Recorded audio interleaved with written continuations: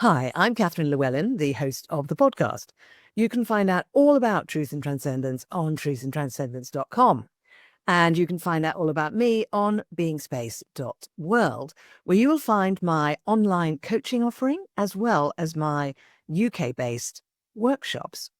The Freedom of Spirit workshop for liberation and empowerment, the Pellower Radical Shift in Consciousness workshop for spiritual expansion, and transformational coaching for exploring the mind-body-spirit connection on the expansive path. You can also support the podcast by actually making a donation. I hope you enjoy the show. Welcome to Truth and Transcendence. You can find all our episodes on truthandtranscendence.com. And today I'm delighted to welcome special guest Tamara Zoner. Tamara is a speaker and coach on a mission to create greater happiness in the world by teaching individuals and groups the actions and habits of happiness. A show not tell single mum to 3 awesome kids and a karaoke enthusiast, Tamara demonstrates daily how to create the life you love. I mean, how fantastic that sounds. And you can find Tamara at alifeyoulovenow.com. So, Tamara, thank you so much for coming on the show. Thank you for having me. I'm excited to be here. It's such a pleasure. So, when we were talking before in the pre-call, and we can never cover everything about a guest in one episode, but I was asking you about what kind of themes are you really connected to that feel really meaningful to you, and one of them was treating others as you desire to be treated. So I was reflecting on that this morning and thinking, okay, so we've all heard that idea. And I think a lot of us have kind of normalized that idea as a sort of a slogan. But I felt like you've got a bit of a more meaningful connection to that. So would you like to lead off by letting us know why that is so meaningful for you? Sure. I feel like nobody wants to be yelled at or disrespected or brushed off. We all want to be seen and heard. That's a core human driver, is to be seen for who we are and to have what matters to us be heard by people that matter. And it seems like such a small, totally possible thing to start treating people in the way that you want to be treated. But we're human. And so we don't always do that. We might be in a mood or have a particular, Monday kind of a morning. And we aren't present to how we want to feel or be. And we react instead of respond. But imagine a world where we were all treating others lovingly, respectfully, and every person we interact with, we treat them like we want to be treated. It comes from such a place of grounded integrity, and it would literally transform the world in a day. In a day. If we all just were honest. Because I think too, Catherine, that the thing that's missing for people to treat people how they want to be treated is their own honesty about where they are and how they are in their lives. And so they can't even see how they're being because there's so much chaos on the inside that it's impossible to treat others how they want to be treated because they're only reacting from a space of how they've been treated. And to pause, which I have practiced, so this is coming from experience as I tried to shift the way that I parented and treated other people in my life, where I would feel the reaction brewing, but I would pause and ask myself, remember to love this person. Remember that you do love this person. And now speak. And it changed my relationships. And I continue to practice that because I'm human. I get impatient. I have a night where I don't sleep well or my back hurts. I'm 50 now.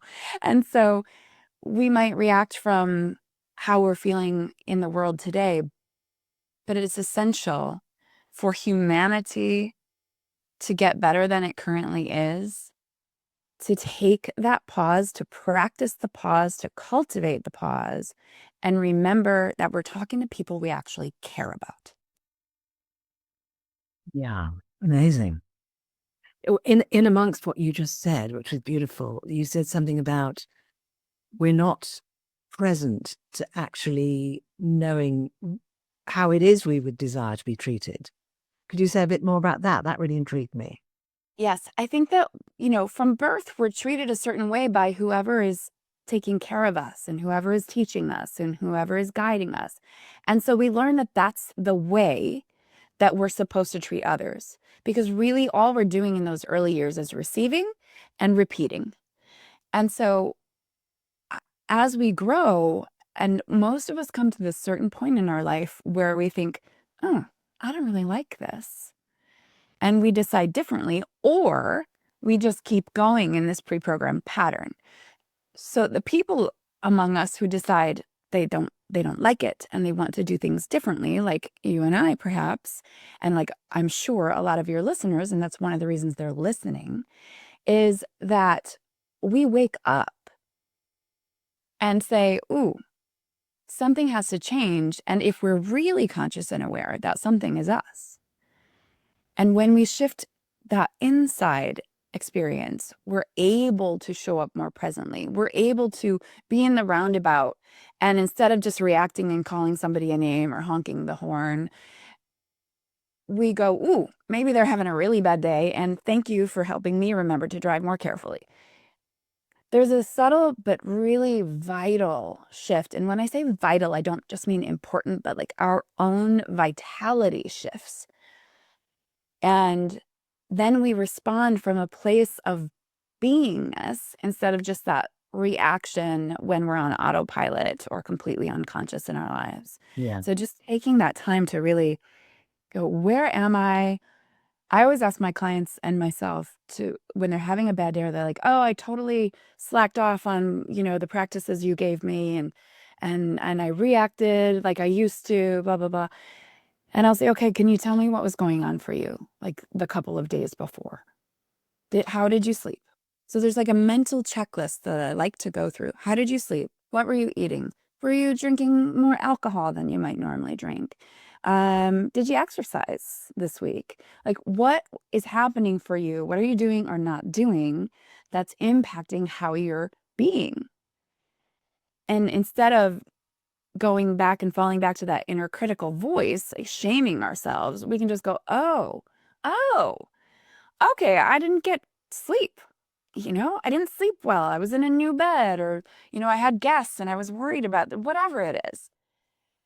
Paying attention to that allows us to make the subtle shifts that we need to make to get a better night's sleep tomorrow. Or to, I should drink a little less this week than I did last week on vacation, right? And that's me. No. And just taking that time to presence ourselves. And we're so rushed in this society. It's so vital that we permit ourselves to slow down and pause so we can regroup and really take care of ourselves. Because when we do, we take better care of the people that we love and that we're meant to be taken care of, whether it's clients or friends or kids or partners. Yeah. Yeah. So we're treating ourselves as we would desire to be treated, Exactly. which then allows us to treat others as we would desire to be treated. Exactly. With love and with patience and with respect. I mean, it boils down to those three. I mean, one example that just sprang to my mind when you were talking was the example of how many hours have you sat staring at the screen in the last 24 hours? That kind of, because I notice that in my own life, if I'm just kind of not in a good space, often I can just look around, okay, how long am I sitting staring at the screen before I have a break? Yes. And I'm always thinking, well, if I just power through, I can get this done and then I can look after myself tomorrow. Ha. Mm-hmm. You recognize that one? And I think most people will. And I say that, like, that's not serving us, right? That it might serve the to-do list. It definitely will do, but it won't serve us. So one of the things that I learned to do as I launched my own business and kind of left the 40-hour or so work week of the US, and launched my own coaching and speaking business, was work in what I used to think of as extras, like my yoga or a good night's sleep. That's now part of my work responsibility. So yoga is part of my workday. Meditation is part of my workday. Frequent breaks are part of my workday because as a coach, I have to ask myself, am I being of service if I'm unrested, powering through, if I'm waiting to empty my bladder because I only have 2 minutes between calls instead of a space of maybe 15 minutes where I can get up, walk around, go to the bathroom, refill my water, right? So, and it's fun to see this in action because as I teach these skills, and this is a skill, right? Self-care is a skill to my clients, they'll remind me to build that in. So on days when I have back-to-back clients and they know it, that I'm coming from one call to another, I have this one client who'll say, well, why don't we meet at the quarter after the hour so that you have just a little more time?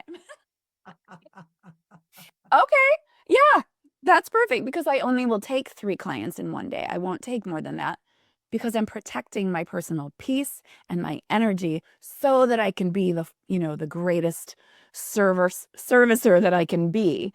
And I can't do that depleted. I can't be a good parent if I'm depleted. I can't be a good podcast guest if I'm depleted. So I think of my own self-care in a way that is a service to others and everyone that I work with and live with. Beautiful. Well, your client doing that with you is a perfect example of them treating you the way they would like to be treated, isn't it?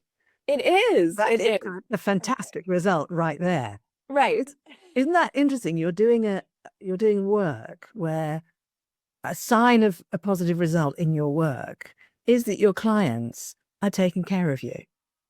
That's the situation that you render. It's really beautiful that connection is made. That's very cool indeed. Really great. So Right? It's just I wish the whole world were like that, right? absolutely. Yeah. Well, obviously, some of us do that some of the time, and some of us kind of, we're all kind of in different spaces around that, aren't we? Yes, we The are. thing about self-criticism, Mhm. I assume within this, we don't criticize ourselves for yesterday we didn't take care of ourselves. Right. No, we forgive ourselves like immediately. We give ourselves grace because if we are criticizing, we're pushing ourselves down again. We're depleting ourselves through that self-criticism. And we see this in studies, right, of self-talk, the way that we talk to ourselves, a plant, a person, inhibits or accelerates growth and opening. So it's really vital that we curb that critical talk and we learn how to forgive ourselves. That's one of the most important pieces of personal growth. If we want to change the status quo of our lives, we have to forgive ourselves for what we did before today. Because it's only from that place of forgiveness that we open a space for change. Yeah. Yeah. Beautiful. So, were you this clear about all of this when you were born? When I was born, I'm sure I was. And then about 5 years later,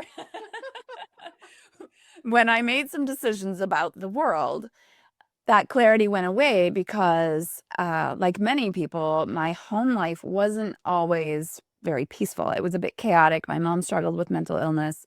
My dad worked about 20 hours a day.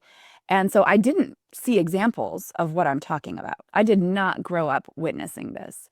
And and so I went through, that asleep task list of life. I just had to go to school. I should work really hard. I should work myself to the bone, in fact, is what I learned. And I grew up Catholic in the Catholic Church, and which is one of the reasons John and I did that previous podcast, which was a lot of fun, because what I learned from church was that God comes first, then maybe your parents, then your family, then your neighbor, then the person across the street, and like 50 lines down, maybe you could consider yourself. And it was all so confusing. So there was a part of me that stayed really innocent and ideal because I can remember being a very young child in church going, oh, this makes sense to me. I don't understand this. And then I remember being in church going, or in a classroom with someone who was a different religion. And I remember thinking, well, what I've learned is that they're going to go to hell just because they don't believe the same thing I do. This doesn't make sense.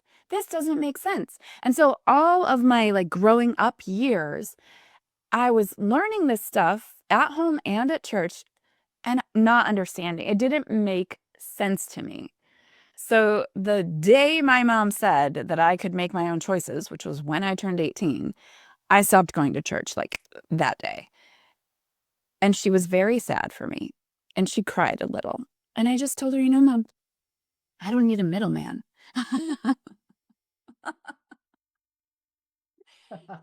Brilliant. No, you don't. I don't. Mm-mm. Mm-mm. There's so many conflicting messages in the world, in our lives. And if we all just boiled it back to treating others the way we want to be treated, not the way the Bible says to, not the way our teacher says to, not the way our father says to, but the way we want to be treated, this world would be so beautiful. Yeah. Yeah. Wow. Well, good for you. Honestly, you could have just really not done that. You could have just stuck with the program. Yeah. It sounds like you were pretty sparky, pretty feisty. Yeah. You know what? I am out of here. Yeah, I'm very firm in my beliefs, and I have this inner sense of justice, that's really always driven me to kind of reach out. I'm that kid in school who had friends from every group. I never could claim a group, except maybe like the theater nerds in high school.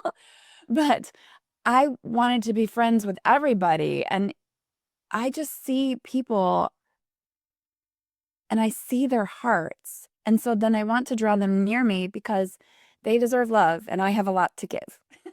Absolutely. Fantastic.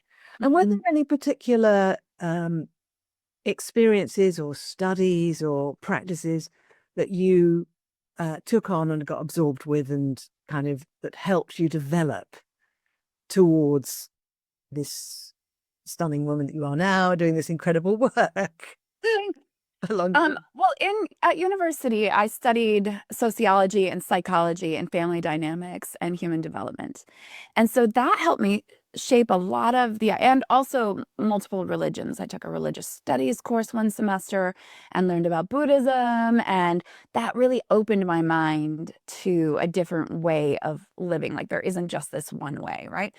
And then pretty fresh out of university, I met a charming Frenchman, fell head over heels. He swept me off my feet quite literally, and we moved across the world after getting married, like within 6 months of meeting him. And that experience shaped me significantly in the way that I began to shut myself down. I didn't know him when I married him. He was very charming with a great accent and gave me this opportunity to explore the world that I hadn't before. And the adventurer in me was like, yes, I want to do this. Yes, I'll marry you. Sure, I'll move to Singapore 8 months after I've met this person. And now we're married and I don't really know him. But here I am in Singapore.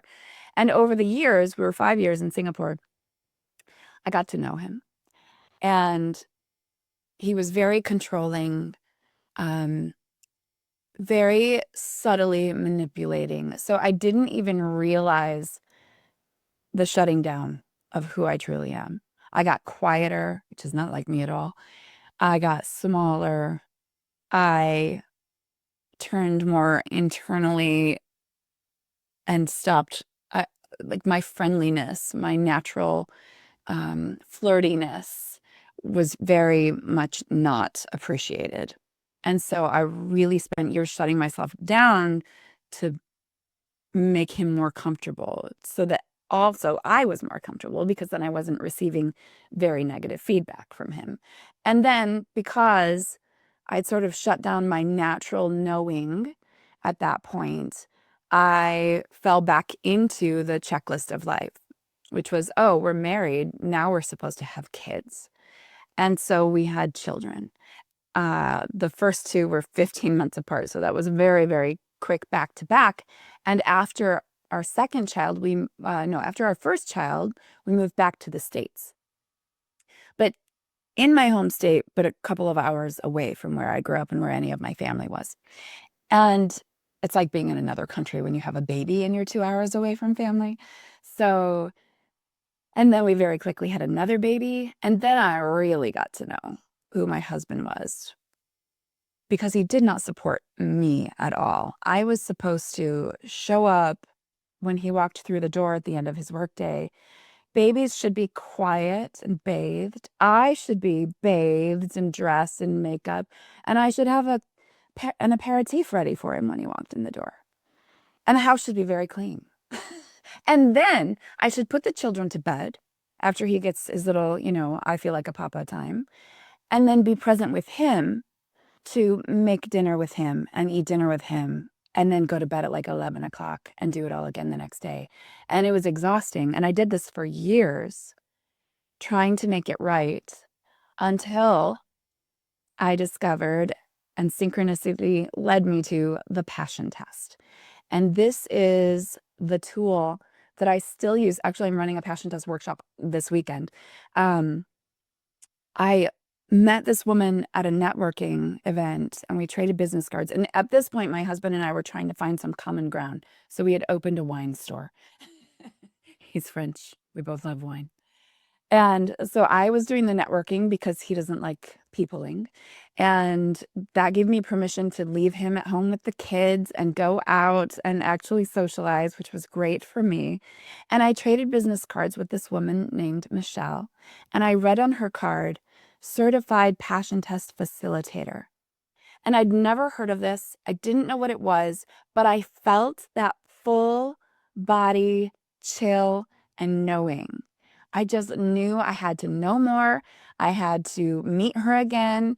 And so we arranged to have coffee. And I signed up to become a certified passion test facilitator before I really knew what it was. I hadn't even taken the test. I was just in. I knew. My body knew. Everything in me knew. And here we are, let's see, 13 years later. And this is still the number one tool that I use with myself and every single private client, whether it's a group or a one-on-one. We do the passion test first because it helps us to clarify what we want life to look like and feel like, what we want to do, what we want to be, how we want to feel, what we want to be surrounded with, who we want to be surrounded with. And it gets you really, really, really clear so that you can begin making choices that support those priorities in your life. And everything else you practice letting fall away so that it's what matters the most to you that you're giving your energy to. And with that, you get that return. So you feel more joy, you feel more fulfilled, you feel more peace. And it's a really, really special tool that I probably will never stop practicing. And that led me to be the woman you see before you because it helped me come home to myself and recognize and finally get honest with myself that this marriage was toxic. And if I stayed, I would not survive. I would not survive. And my children wouldn't survive. We'd all get through, but we would not be thriving. We would not be healthy. We would not be okay. And so that too will help me see myself again, reclaim what I had really, to put it empoweredly, given away to him. Because no one can take things away. We hand things over. And that included my voice. That included my bubbliness, my spark, my joy. I gave it away to try to get him to be nice. And that didn't work. So eventually I gave up that too and found myself again and worked back to my heart.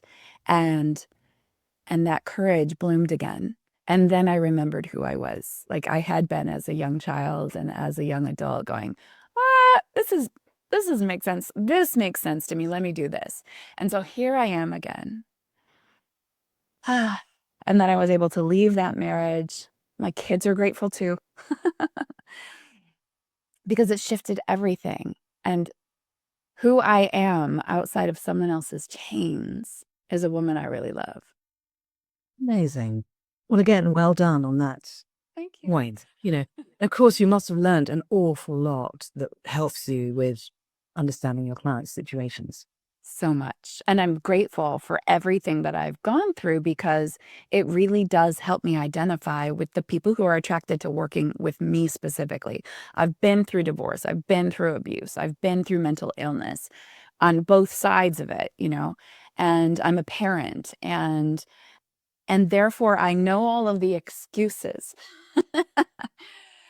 And I can call BS on them because if I can do it, anybody can do it. Anybody can do it. Yeah. Yeah. Well, except they may have to do the work. Yeah, they do have to do the work. This has not been an easy path that you've just described. No. There's been some really hard work along the way and some very courageous decisions. 100%. And I had a client ask me this year recently, well, okay, but when will I just be happy? When am I done? Like doing all this work? And I was like, I practice happiness every day. I never quit. I might take a couple of days off and then I notice the effects and then I get back to work. There's no, we're done. There's no, oh, I hit the goal. I achieved it. Now I don't have to get up and do yoga anymore. I'll just be happy and zen for the rest of my life. That doesn't exist. I want to feel good in my body, heart, and mind. And so every day, and I'll put every day in quotes and say that every day really means like 5 or 6 days a week. You can take one day to do nothing, one day to veg out on Netflix, or one day to eat a pizza instead of a salad or whatever. We're human, everything in moderation. I fully support that. And most days we need to be doing the work that we have found serves us at the highest level. So for me, it's yoga all over the place. But not every client of mine loves yoga. Maybe they prefer to take a walk. Maybe they prefer to ride a bike. Exercise is a vital part of loving life and being clear. And then there's that stillness and the quiet and the self-talk. So maybe that means journaling. Maybe that means meditating. Maybe that means a really honest, good, loving friend that we can work through things with, or a therapist or a coach. But every day we do the work on some level. And so even on those days where we are like, nope, it's a Netflix day, I'm just going to Netflix and chill, and I'm going to eat what I feel like eating, even if that means it's ice cream for dinner. And I'm not going to beat myself up about it because I'm choosing this consciously. So that's the key there, is when we need a day off, we're doing it very consciously, and we're not going to regret it tomorrow, because that's loving ourselves too. Like, I get to just eat this bowl of ice cream with yummy hot fudge. This is what I love, and watch Queer Eye for hours on end, whatever. I've never even heard of Queer Eye. Oh, it's so good. I shall check it out. Yes, it's so good. The passion test sounds incredible. It is. That thing you said about you saw those words and something immediately, sparked for you. I think that's such an important moment. There are some things I work with where people sometimes get, oh, yeah, that's it. That's what I need to do. And other people, it's no, there's just no, it doesn't register. And then there's something else will register. Yeah. It's like, don't worry about the thing that doesn't register. Right. Over the thing that does register, follow that. Absolutely. I'm very good at following my inner guidance. And now, right? For some years I wasn't, because I had shut it down. I had shut myself down. But as soon as I started opening to that, and I would say yes, even when I didn't know how, and that's one of the key points in the passion test, is the how is none of your business. You get the yes, you get the what, you move toward it, you make choices toward it every single day. Every choice, every decision, every breath is a move in favor of what you're wanting to create in your life. And so there have been times when I'm like, I don't know why I'm saying yes to this, but I'm saying yes to this because I am just getting that guidance. I'm getting that like behind the back, whoosh, go this direction. And so I say yes, and it always works out. It's always beautiful. I've I've gotten jobs that way. I started my business that way. I started my business after working in senior living for 6 years, knowing that I wanted to get back to doing coaching and speaking full time. But I also needed to feed my kids as I left my marriage, you know. And so after 4 years at this one place, loving my job, but COVID had hit. So it wasn't the fun director of life enrichment job that I had known for 4 years. Now everybody was locked in their apartments and I could just call them and try to cheer them up. I thought, okay, you know, when is it time for me to close this door? When is it time? And I asked, there was a period of time where I sat and meditated and asked periodically. And then there was a time where I sat and asked daily. And I said one day, finally, okay, if you're sending me messages, I'm not getting them. So I need you to make it so clear that I cannot miss it. So please, when it's time for me to leave this job and go on my own, make that message crystal clear. That day, I get to my desk at work and I open up Facebook to do a social media post for the community. And I see a post from a friend of mine who had posted an angel card of sorts. And it was a picture of a door. And it said, "Here's your door. When will you walk through it?" And I cracked up. And I was like, okay, I got you. Now do it 2 more times in a row so I can be sure. And they did. I got 2 more very clear messages 2 days in a row. So I wrote my resignation letter, put it in a drawer, and I was like, all right, I'm going to need guidance to when is the right time. And again, it was like this whoosh of energy pulling me into my boss's office, telling her, okay, you've got 2 months with me. And then I gave them 2 months notice because I loved my people so much. I wanted to make sure they found someone suitable to replace me who I could train so that they would take as good of care of my residents as I did. So that, like, guidance is a really important thing to listen to, and I trust it, but I'm also a Capricorn, and so I'm also not that trusting. So they got to make it really clear for me, and when they do, I'm in. Awesome. Fantastic. You've got that whole dialogue going on between you and spirit, or what you Yes. call them, Yes. which I just think is so charming. I have that to some extent, and I have other friends who have that to some extent. That's I kind of, okay, what do you want? What do I need to do? Yes. And then it's sometimes great, fantastic. Other it's, oh God, do I have to? Right. Actually, now is the time. Mm-hmm. Well, no wonder you're so vibrant. Your energy is so vibrant, and it's that sort of uncluttered presence. Yeah. I Yes. also loved that term you said earlier on about we can presence ourselves. I thought I've not heard that as a verb before. We can presence ourselves, which is Yes. such a great way of putting it. Yes. Yes. Glad that So you like. if you think about, I mean, obviously there's a lot of people in the world trying to be helpful at the moment, and obviously things are interesting, confusing, unpredictable, great in other ways, etc., etc., etc. Yeah. And obviously some of these people will be listening to this right now. Um, you've had like a whole life journey to get to this point. Yeah. They don't have that much time, right, Mm. to kind of get to grips with some of what you were talking about. Sure. Is there something you'd like to say to those people that would help them connect to some of what you've learned and what you're doing with your clients and actually use it to help be part of the solution, which is what they want to do? Mm. Yes. I love what you said a moment ago about being uncluttered, because that's a really important piece. First of all, you have to start right where you're at because you can't be anywhere else. So no matter what change you're hoping for in your own life, it actually does begin with some uncluttering. And so to use that term again, to presence yourself, to make space. You're never going to have time. You're never going to have the space. You're never going to have it already, but you have to create it for yourself and you have to take it. So for instance, every week I declutter my office because day after day I end up with kid stuff in here, papers from school, my own crap, the mail. It gets cluttered again. just like we do with life, all the stuff going on. So we get to take time, make time to do our internal and external decluttering. And all it really takes, no matter where we're at in our life, is a decision.